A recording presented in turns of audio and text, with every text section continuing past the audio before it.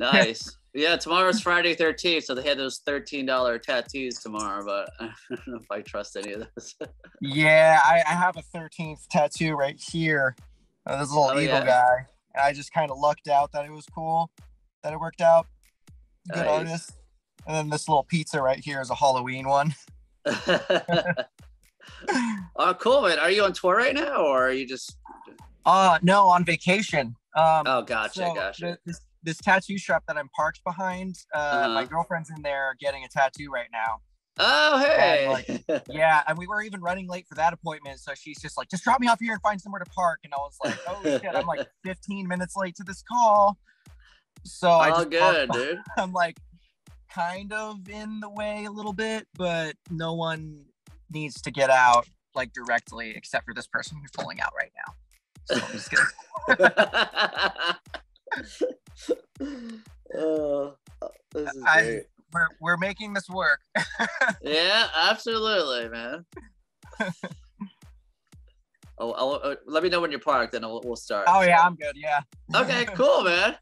Well, I'm excited to talk to you, man. You got your brand new album, Prescribe Whatever, just got released through iStorm Records. We'll be getting to that, and your music video you got just released too. But before that, here at Bionic Buzz, we're all about people's passions. I want to know where your passion for music came from that led you on this amazing musical journey. Was a certain album inspired it, or a certain live performance you saw, or something that was just natural for you as a child? Um, I'd say it's kind of a combination of things. Like it wasn't really an aha moment as much as it was kind of like there was my life before it, and then one day all of a sudden I was like, oh, I'm a musician and this is a thing I want to do. But my parents actually met in a cover band. Oh Um, wow. yeah, in an 80s cover band. So my dad he's an incredible guitar player. My mom's an incredible singer. And then my older cousins, both like on both sides of my family, the two older cousins that I kind of like looked at like they were like my brothers and stuff. They started getting into guitar and they started showing me bands that they liked. And my my family being musical, like they always were listening to like different music and stuff. And like I would always, as a kid, even before I even thought of picking up a guitar, I'd be like, oh, there's like violins in that song, and oh, I like that one part or whatever, you know. And it just came to like I think I was 11 and my dad brought home these like kind of really crappy like nylon string acoustic guitars, like the ones that you can like win at the fair. Oh yeah. Yeah, he brought those. And I was just messing around on it a bunch, and like that Christmas I wanted an electric guitar, and that's when my life went downhill. Yeah. Well, at least your parents might have been pretty supportive about doing a musical career. I mean, most parents would be like, "No, you got to go to." There was some pushback at first, but my dad likes to say like, and they're super like they're so supportive now, and they have been for a very long time. But I guess my dad had kind of an aha moment about it, like when I was like a teenager writing songs, and I wrote one and he was like, I actually like this song, like, and that felt good. That's great. Oh, cool, man. Well, let's dive into your new record. I just got released last month. I guess what Prescribe Whatever. I guess that's a cool, pretty title. I guess let's get into that first before we get into the writing process. Like as in like how did we pick that title? Yeah, yeah. um uh, it's a great story, I fantastic. mean, it's also one of your songs, I should say too. So Yeah. This story will have you on the edge of your seat. Are you ready? I yes. couldn't think of anything better. I had a bunch of titles because like my thing is like I like to go for like the snarky, funny, sarcastic thing as much as possible. So I made a bunch of album titles. Like one of them was called like I liked the first one better, and the other one was like God is canceled. And I submitted all these thoughts to I Surrender, and they were like, we're gonna just veto all of those. Like, I don't know about these. And they're like, how about we just call it Prescribe Whatever after that song? I was like, yeah, that's Okay. fine. I'm Well, not, is the I'm song not have any particular. meaning about like this day and age with mental health or anything, or am I just looking too Um, much into it? well, like I think that it's funny because like I've heard that some of my songs are like relatable, like scarily relatable is what I saw in a tweet earlier. And that's what someone else said. I'm not I'm not blowing smoke up my own behind right now.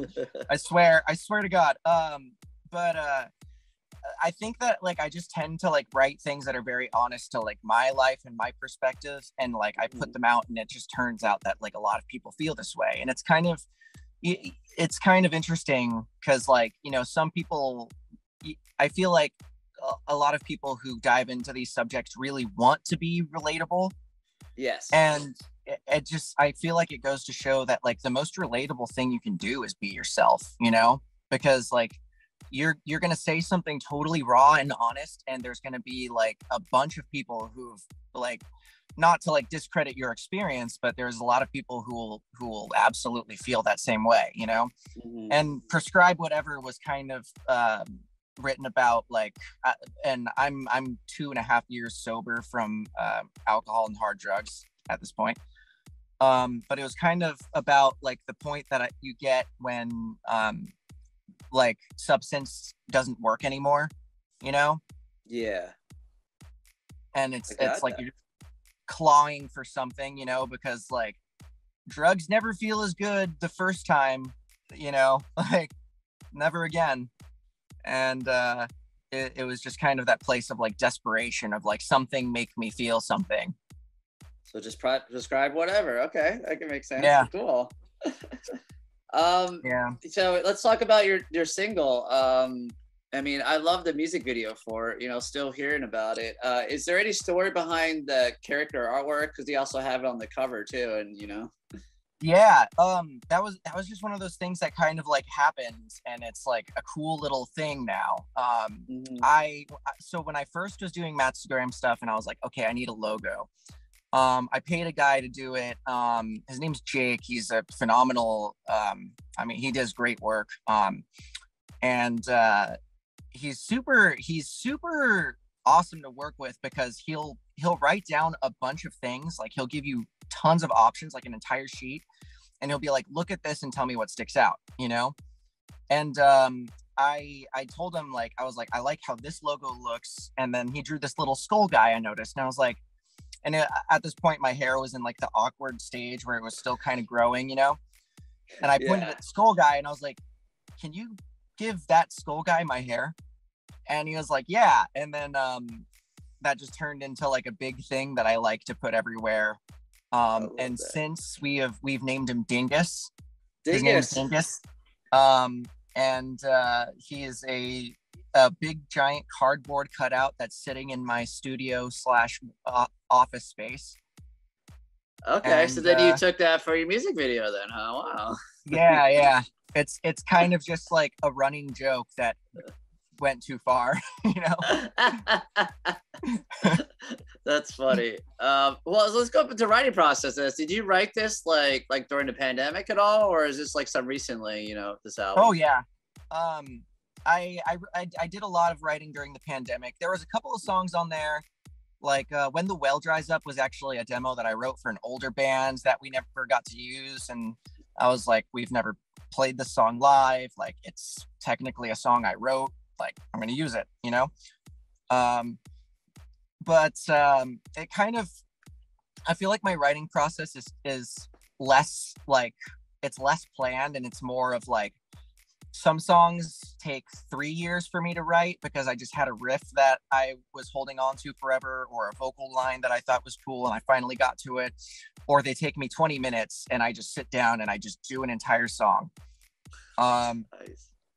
And it's like I'd say like Still Hearing About It was one of those 20-minute songs, and Prescribe Whatever was one of those ones where like I just kind of had that like that rhythm that I really liked. I was like, this drives, I love it, I need a song for it, and like I just never had anything good enough for it until now.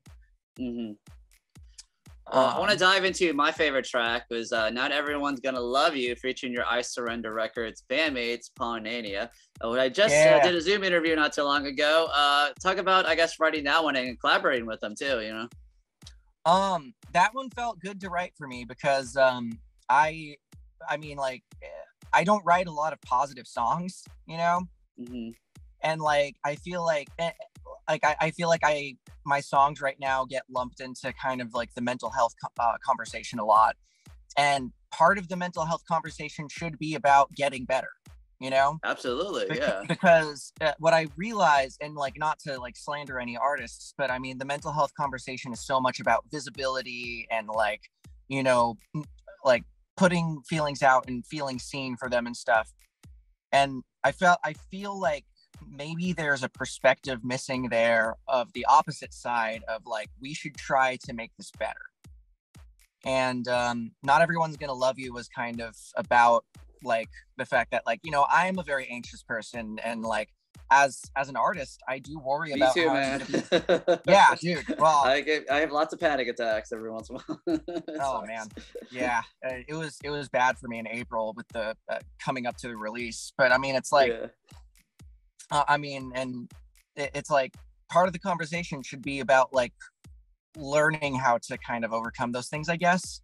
Mm-hmm. So writing Not Everyone's Gonna Love You for me was kind of like me saying like, I'm gonna like own these things, and like I am who I am, and not everyone's gonna like that, and that's okay, you know. And it's my job to just be okay with myself. I love that message. So the album just got released. What's the future hold for you? I mean, you're on vacation right now. Is there tours, new music video, new singles down the road? You know, I am booking. I'm self-booking West Coast dates right now. I actually just released a string of dates in July that just I just go up the road to Phoenix and then go into Southern California. I'm hoping September. I'm working on September right now, so we'll see how that goes. I just recently built out a fly rig for guitar so that I could like fly out and do dates. So I'm thinking that might be a possibility. Yeah. Mm-hmm. It's a lot of just kind of seeing what works right now, because I've been in touring bands for a while, and I've seen things that like feel like a giant waste, and like I've seen things done right, and I'm kind of trying to like land and expand before I go on like giant US tours and stuff where I lose a bunch of money. Yeah. You know? yeah. That doesn't help your mental health at that point too either, you know? Yeah. And I mean, like, obviously things aren't getting cheaper. So, you know, got to be a little smarter with my money. I promise I'm working on everywhere. It's going to be a minute. Yeah, well, cool, man. Well, if you ever come to Orlando, I'd definitely love to come out and see you perform live. But good luck with everything, man. I have some friends in a band called Intervention out in Orlando. Oh, cool. Yeah, they're super tight. You should check them out. I'll have to check them out. Yeah, I haven't heard of them, but yeah, I just moved here recently from Southern California, so I'm still getting used to the seas. Oh, where from? Here. Well, I used to live in like Fountain Valley in Orange County, California. So okay. I switched Orange counties basically from California to Florida. Nice. Yeah. I lived in San Diego myself until I was like 14. So, yeah. I loved California, but man, it's expensive, you know? Oh yeah. There's a reason I haven't moved back. Yeah. So, well, cool, man. Well, good luck to everything with you, and we'll talk down our own or future stuff, you know? Awesome, man. Yeah. Thank you.